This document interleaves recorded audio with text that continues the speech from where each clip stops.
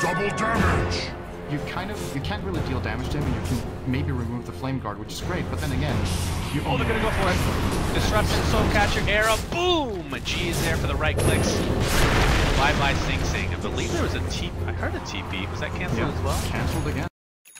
It's gonna work wonders if they do a Ginjo. And they have things to hold enemies in place for the Blade Fairy. They have Stun, they have Avalanche Toss, and arguably the Dazzle's Poison, which he hasn't skilled though, so that doesn't count. So Juggernaut can also play a big role in this. Oh, there's a charge bomb. Oh, we do have absolutely no mana. Not much is going to happen there. Bottom lane, in the meantime, we see a Foot Stomp and Double Edge combination. Koiska on the run. Will he get out? Double Edge will be up in 1 second.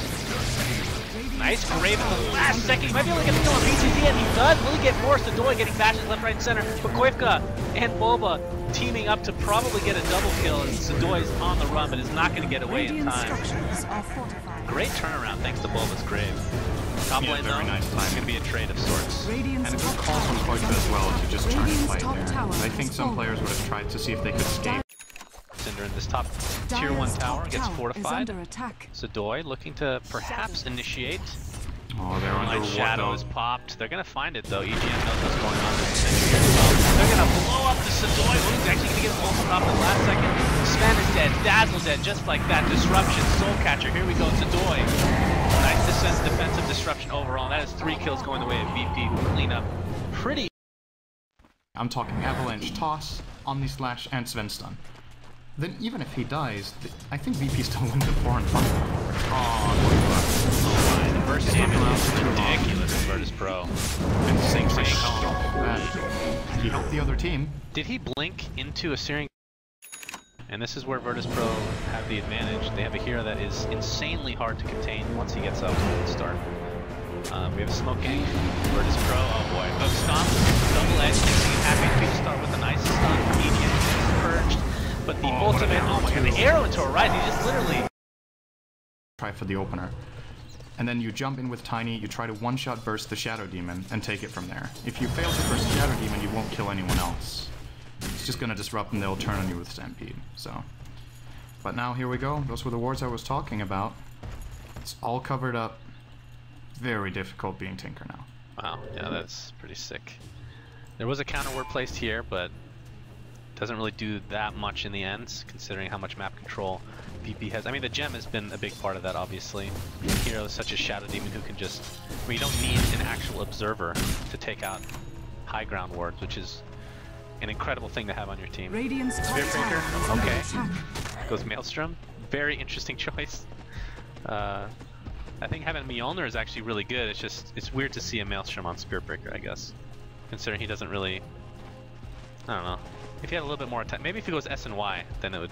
I'd like it a little bit actually. If he wanted S and Y, I think he's had this Sanj for like 20 minutes. It's gonna happen. He could have probably made S and Y is the item of Captain's Draft. It really is though. I don't know why. I have no idea why. I have no idea either.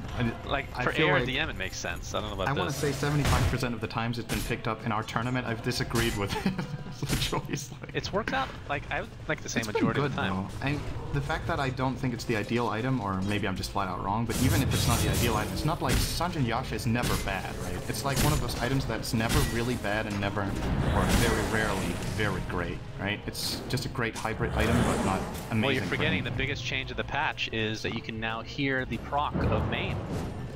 Oh. Big time play. It actually, but then he has a Sange, so... But then the enemy team can hear it too, right? And then you can counterplay. Yeah, it's a buff and a nerf, you see? So it evens out. That's Ice Frog, man. He bounces things so well. Great balance. Sound effects for the win. Another 4-staff this time picked up by Shadow Demon, so even more defensive capabilities. They really choose to use it. Level 13. Juggernaut, he's been stuck around the same level. He was level 13 for like, I feel like 5+ minutes, and now he's just level 14. He has Ags, so it's like having a level 3 ult, but he really wants to get to 16 right now. Charge. Gonna connect on Bulba, ultimate to follow. Does he have enough to take him out before the grave? Yes, indeed. And in the meantime, Juggernaut gets bursted down as well. So very easy kill for BP. G jumps onto him, they purge him during the spin, and he's dead. No escape. And this push down mid, Tinker need to pull off an absolute miracle. They're 4 on 5, they're even 3 on 5 for the next 15 seconds. EGM is going for Ags, by the way. Yes, I was correct. He actually is. I think it really wasn't first, but because of his poor farm, it's just not But going to happen. that doesn't really help if you don't get an assist. Cinderin, it's style points, like I've said so many Style times. points should not be underestimated. Arrow will not connect. Now we're almost done for.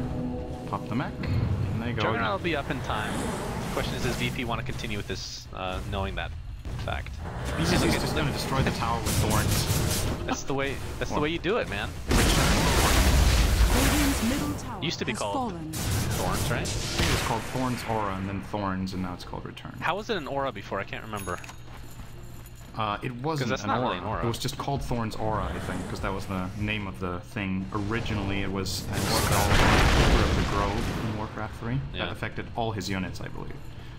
And then, as with everything in Dota, it pretty much started out from, or spawned from Warcraft 3, and then abilities got renamed later on. But BKB. I don't know, why didn't they Sing keep the name Thorns? It's copyrighted. I would be shocked if Blizzard had the rights for Thorns. Why? Apple can copyright anything they want. Come on. Oh, we've had this conversation before, I remember that. Yeah, we don't want to get into Apple anymore. I mean, they copyrighted the fruit apple, for God's sake. You can't eat an apple without giving a shout out to them. Alright, we're going to have a defense here from Team Tinker. Arrow! Gonna connect again on a ride. This is like the 5th arrow he's taken. The question is, what's gonna happen here? Nice stun. This is the way BKB pop by Quick. He's gonna steal as much damage as possible. He's gonna go through disruption. He's used defensively. Arise just taking so much damage. He got his Omni Slash up, but didn't really do that much in the end. He's going on the run. They're gonna try to kite as best as possible. I think that Scotty's definitely capability. Coin's gets blown up. Look at the damage on G. Just right clicking. That's all he had to do. EGM on the run, but not for long because he's dead. That's 3 dead for Team Tinker. And GG's come out. This was a stomp and a half going VP's way. Well played. Well, VP, we shouldn't be surprised, right? Because they've been so extremely fierce in this tournament so far. This looks like just another, honestly, just another VP game from this tournament. Have they really been challenged apart from... They've lost 2 games, sure, so those were obviously challenges, but all the other games they won, I can't recall a game that was very close and that they narrowly won. And this one's just another one for the collection. They've been the most consistent team in the tournament. And it's not even that close. I mean, Secret was pretty consistent, but Virtus.Pro, for whatever reason, this mode, they love it. They've played so well. And it's really cool to see as well, right? Because I want to say there are 2 things that Virtus.Pro do really well in this tournament. I want to say there's one thing they definitely do better than any other team, that's the draft. I think Jotum, and I'm not sure how much they're communicating during the draft, that varies from team to team, but their analysis of the hero pools are always spot on. I think they always get a really good draft. So that's maybe the biggest strength out of all, which is interesting because it hasn't really historically been a VP strength to be good at drafting in Captain's mode. And then secondary to that is their team play and coordination has just been really, really good. All their movements around the map with their supports, how they take fights, it's really top class. And Tinker, you got to bring a better game than this, else you're going to lose once again and one more time.